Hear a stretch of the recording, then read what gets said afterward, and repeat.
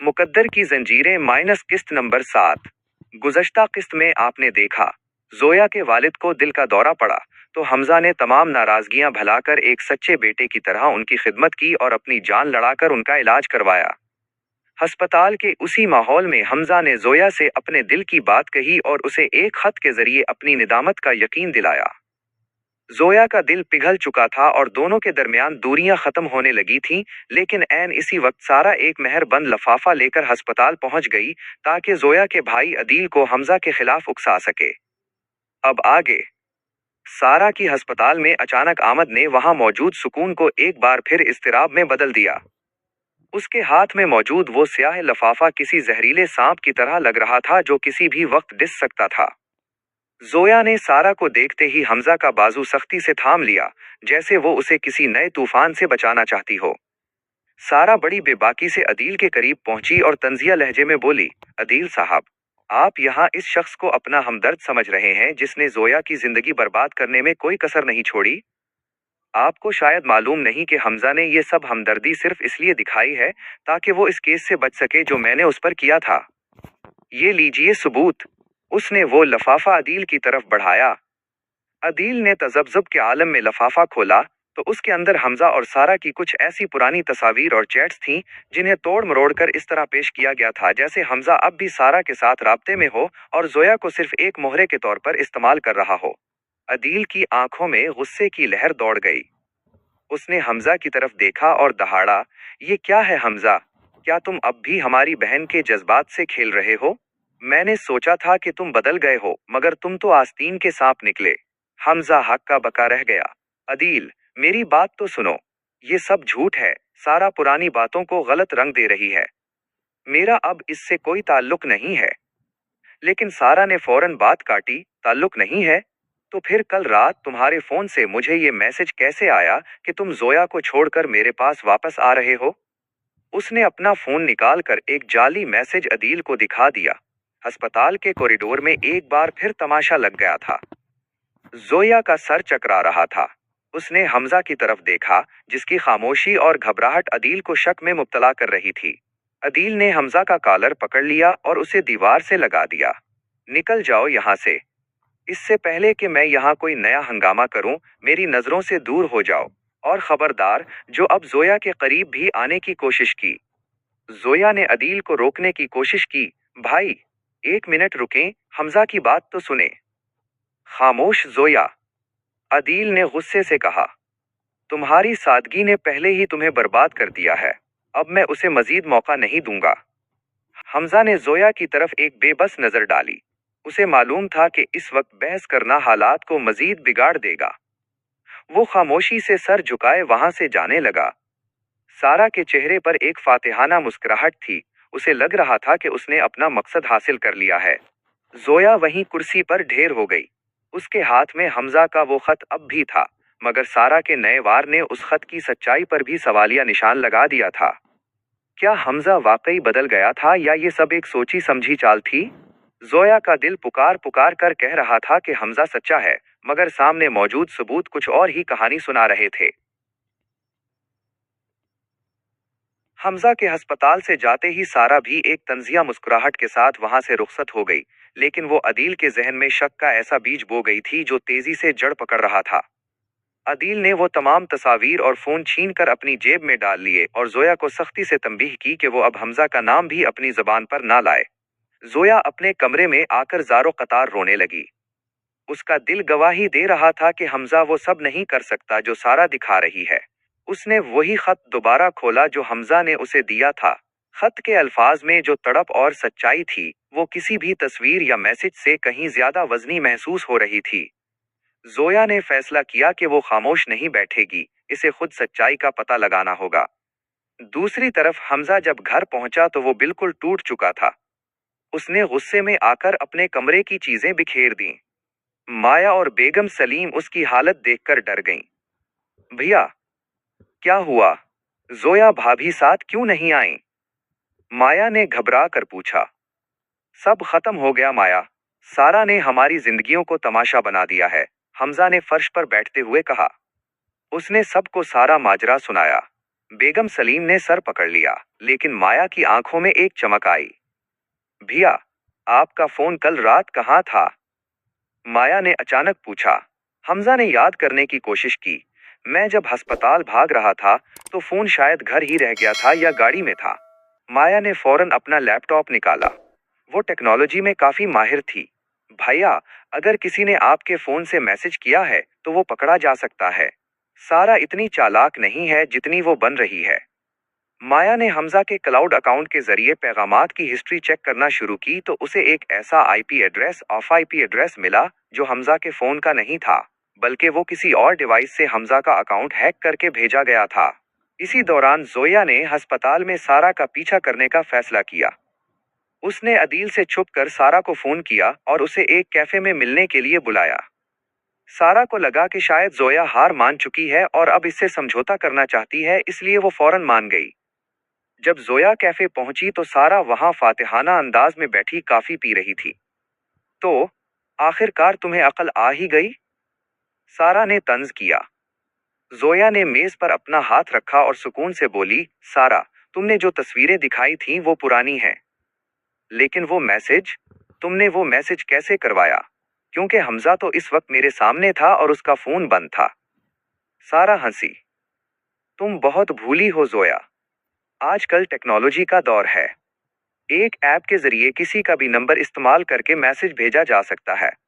हमजा तुम्हारा कभी नहीं हो सकता। मैं उसे जेल भेज दूंगी या उसे इतना रुस्वा करूंगी कि वो खुद तुम्हें छोड़ देगा। जोया ने खामोशी से अपनी जेब से एक छोटा सा रिकॉर्डिंग डिवाइस निकाला। सारा का रंग एकदम सफेद पड़ गया। तुम ये रिकॉर्ड कर रही थी? हाँ सारा, तुमने हमजा को कमजोर समझा होगा, मगर तुम भूल गई कि एक बीवी जब अपने शौहर की इज्जत के लिए खड़ी होती है तो वो दुनिया की सबसे ताकतवर औरत बन जाती है। जोया ने पुरातमाद लहजे में कहा। इसी वक्त जोया का फोन बजा। ये माया थी। भाभी, मेरे पास सबूत है कि वो मैसेज हैकिंग के जरिए भेजा गया था। आप कहाँ हैं? जोया ने सारा की तरफ देखा और कहा, अब तुम देखना मुकद्दर की जंजीरें किसके गिर्द घेरा तंग करती हैं। जोया कैफे से बाहर निकली और सीधी अस्पताल की तरफ भागी ताकि वो अदील को हकीकत बता सके। लेकिन रास्ते में ही उसे एक काली गाड़ी ने रोक लिया। गाड़ी से दो निकाबपोश बाहर निकले और जोया को जबरदस्ती गाड़ी के अंदर खींचने लगे। क्या जोया अगवा हो जाएगी? क्या माया और हमजा का सबूत जोया को बचा पाएगा? जोया ने मुजाहिमत की पूरी कोशिश की, मगर वो इन ताकतवर मर्दों का मुकाबला ना कर सकी। अगवाकारों ने उसके मुंह पर रुमाल रखा और चंद ही लम्हों में जोया की दुनिया अंधेर हो गई। वो काली गाड़ी तेजी से शहर की मसरूफ सड़कों पर गायब हो गई। दूसरी तरफ हमजा और माया तमाम सबूत लेकर अस्पताल पहुंचे ताकि अदील को हकीकत दिखा सकें, मगर वहां जोया का दौर दूर तक पता नहीं था। अदील का गुस्सा अभी ठंडा नहीं हुआ था। उसने हमजा को देखते ही दोबारा गुस्से का इजहार किया। तुम फिर यहाँ आ गए? मैंने कहा था ना कि यहाँ नजर मत आना। अदील भाई, मेरी बात सुने, ये देखें सबूत। माया ने लैपटॉप अदील के सामने कर दिया। वो मैसेज भाई ने नहीं किया था, बल्कि सारा ने एक हैकर के जरिए भिजवाया था। भाई का फोन तो कल रात घर पर था। अदील ने जब तकनीकी सबूत देखे और माया की वजाहत सुनी तो उसके चेहरे पर मौजूद गुस्सा धीरे धीरे पशिमानी में बदलने लगा। उसी दौरान अदील के फोन पर एक कॉल आई। ये जोया का फोन था, मगर दूसरी तरफ जोया नहीं बल्कि एक भारी और करख्त आवाज थी। अगर अपनी बहन की सलामती चाहते हो तो हमजा को कहो कि वो तमाम कानूनी कागजात और वो सबूत जो उसकी बीवी ने सारा से छीने हैं लेकर शहर से बाहर पुराने गोदाम में पहुंच जाए, वरना जोया की वापसी नामुमकिन होगी। फोन कट गया और अदील के हाथ से फोन गिरते गिरते बचा। हमजा, जोया, उसे किसी ने उठा लिया है। अदील की आवाज कांप रही थी। हमजा का खून खोल उठा। उसे अब समझ आ गया था कि सारा अपनी हार करीब देखकर किस हद तक गिर सकती है। अदील, अब हमें पुलिस का इंतजार नहीं करना चाहिए।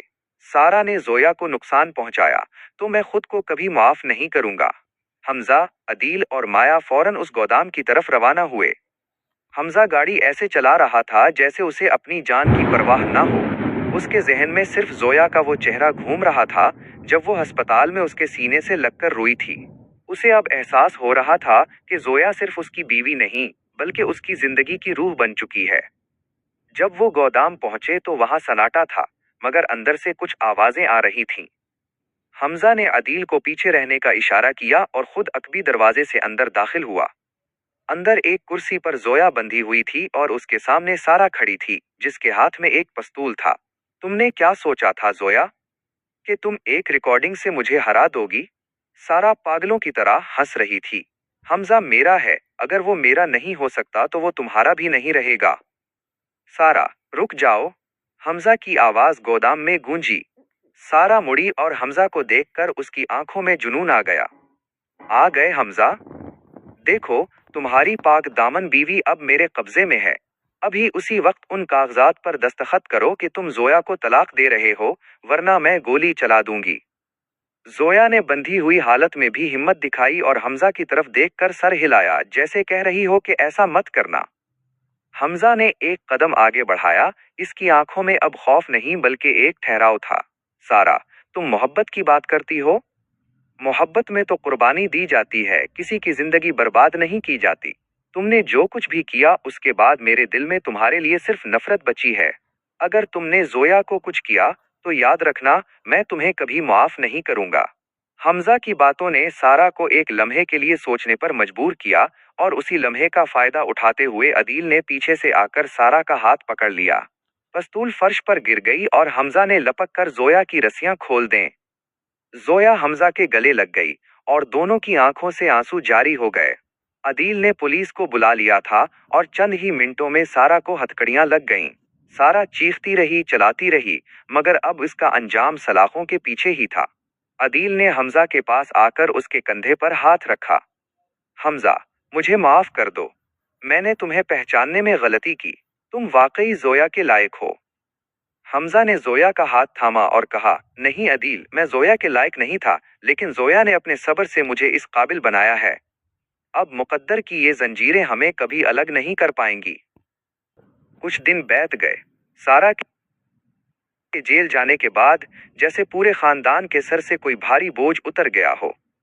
अस्पताल से फारिग होकर जोया के वालिद अब घर आ चुके थे और उनकी सेहत में तेजी से बेहतरी आ रही थी। एक शाम जब सूरज की नारिंजी करने जोया के घर के आंगन में फैल रही थीं, हमजा अपने पूरे खानदान के साथ वहां पहुंचा। सलीम साहब और बेगम सलीम ने जोया के वालिद से बाकायदा माफी मांगी और अपनी बेटी को वापस घर ले जाने की दरख्वास्त की। जोया के वालिद ने हमजा की तरफ देखा, जिसकी आंखों में अब वो पुरानी सरकशी नहीं बल्कि एक आजिजी थी। उन्होंने मुस्कुराकर जोया को आवाज दी, बेटी, तुम्हारा घर वाले तुम्हें लेने आए हैं, अब फैसला तुम्हारा है। जोया, जो अब तक अंदर कमरे में खामोशी से सब सुन रही थी, बाहर आई।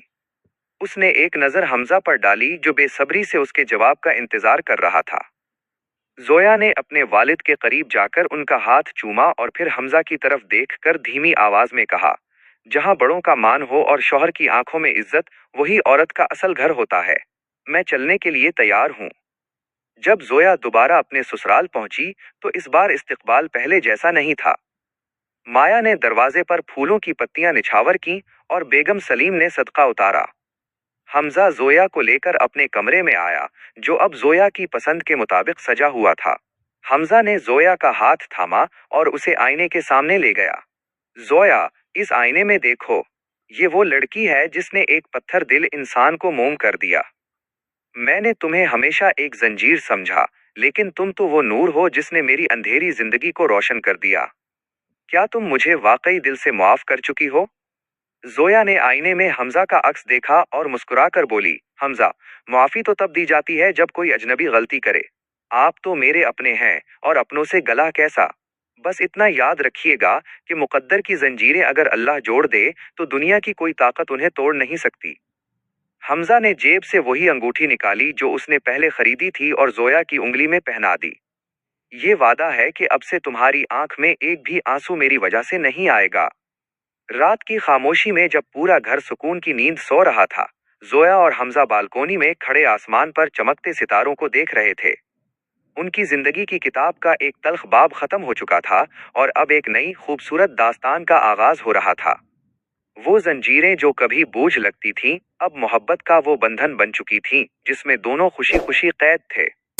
मुकद्दर की जंजीरें माइनस किस्त नंबर 7 यहाँ मुकम्मल हुई। कहानी अपने इख्तिताम को पहुंची।